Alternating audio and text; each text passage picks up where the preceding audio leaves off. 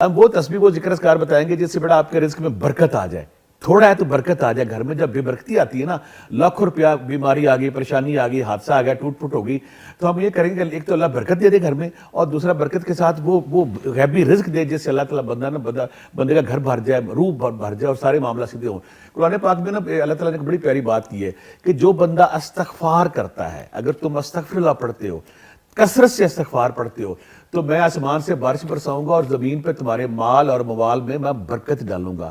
تو پہلا تو ہم اپنی زندگی میں ایک سارے بندہ جو چاہتا ہے میری زندگی میں برکت آ جائے, پیسہ آ جائے, پہلے ہمیں استغفار کی طرف جانا ہے, استغفر اللہ پڑھنا ہے. جب ہم کثرت سے اللہ سے معافی مانگے, اللہ کو پیار آ جائے میرا بندہ میرے سے معافی مانگ رہا ہے. یا رزاق کو یا باسط ہو, اللہ تو پوری کائنات کا رزق دیتا ہے, باسط مجھے بھی رزق دے. 5 تسبیحاں 3 بھی پڑھ سکتے ہیں. یا غنی ہو یا مغنی ہو, 5 تسبیحاں 3 تسبیحاں پڑھ سکتے ہیں. پھر میں نے دیکھا, میں نے بہت سارے لوگ جو میرے پاس رزق کے حوالے سے آتے ہیں نا, میں نے ایک وظیفہ ان سب کو بتایا جنہوں نے کیا. ایک چھوٹی سی صورت ہے سورہ کوثر. جب ہم روزے محشر آقا کریم کے پاس جائیں گے تو آقا کریم ہمیں جام پلائیں گے حوض کوثر کا. تو دنیا میں ہمیں رزق کا جام چاہیے. تو جو بندہ چھوٹی سی صورت ہے 120 بار اس کو سورہ کوثر کو 120 بار عشاء کے بعد 120 بار پڑھتا ہے, اور اس کو تواتر کچھ لوگ 40 دن پڑھتے ہیں, کچھ لوگ 80 دن پڑھتے ہیں, کچھ لوگ 120 دن پڑھتے ہیں.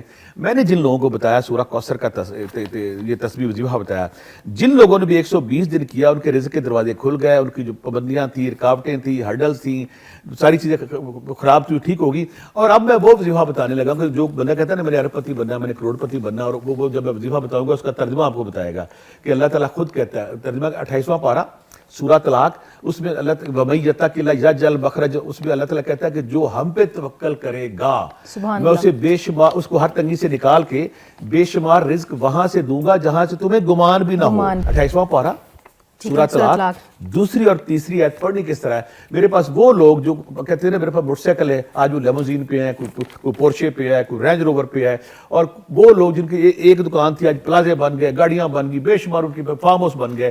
یعنی کہ میں نے پچھلے 10 سالوں میں جو کرشمے دیکھے نا, جس بندے نے ورد کیا, کسی کا بانڈ لگ گیا کروڑ کا 2 کروڑ کا, کسی کی پراپرٹی پھنسی ہوئی تھی وہ آ گئی, کسی کو وراثت سے پیسے مل گئے. پڑھنے کا طریقہ اللہ کے کلام, اللہ یہاں پہ قرآن پاک کا ایک لفظ سچا ہے.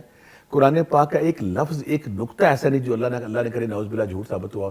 یہاں پہ اللہ رب ذوالجلال پورے جلال میں اور پورے مستی میں کہہ رہے ہیں جو ہم وَمَن يَتَّقِ اللَّهَ, یا جو ہم پہ توکل کرے گا ہم اس کو ہر قسم کی تنگی سے نکال کے بے شمار رزق وہاں سے دوں گا جہاں سے تمہیں گمان بھی نہ ہو.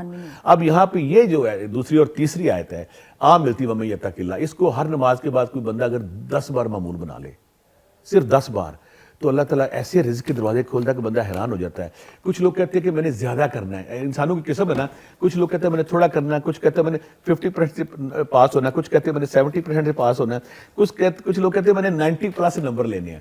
یہی ورد کچھ لوگ اگر عشاء کے بعد 313 بار پڑھ لیں, اس کے ثمرات اور بڑھ جاتے ہیں. اور کچھ لوگ جو کہتے ہیں جی میں نے ارب پتی بننا, کھرپتی بننا, اور مجھے جتنا مرضی وظیفہ کرا میں کروں گا, ان کے لیے پھر یہ تحفہ خاص ہے. عشاء کے بعد نماز عشاء شروع کرنا ہے, 1 گھنٹہ لگے گا, 1000 بار پڑھنا ہے.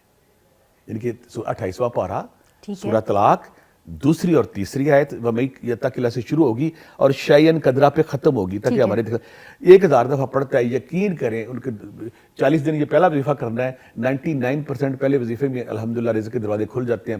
اگر پیسے پھنسے ہوئے وہ آ جاتے ہیں, کوئی پراپرٹی نہیں بک رہی وہ بک جاتی ہے, کوئی پلازا خالی ہے وہ پہ چلنا شروع ہو جاتا ہے, کوئی آپ کا شاپ کوئی بزنس پوائنٹ ہے اس میں بے برکتی, وہ لوگ رش پڑنا شروع ہو جاتا ہے. اچھا عبداللہ صاحب, آپ نے بڑی اچھی بات کی کہ ہم تسبیح یا استغفار ضرور پڑھنی ہے, استغفار لازمی ہے, معافی مانگنی ہے اللہ سے, آپ نے معافی مانگنی ہے جو بھی آپ میں کردہ نہ کردہ گناہ. اللہ سستی, انسان خطا کا پتلا ہے, اللہ میرے سے غلطی ہوئی ہے نہیں ہوئی ہے مجھے معاف کر دو. اللہ کہتے جو معافی مانگتا ہے پھر میں اس پہ مہربان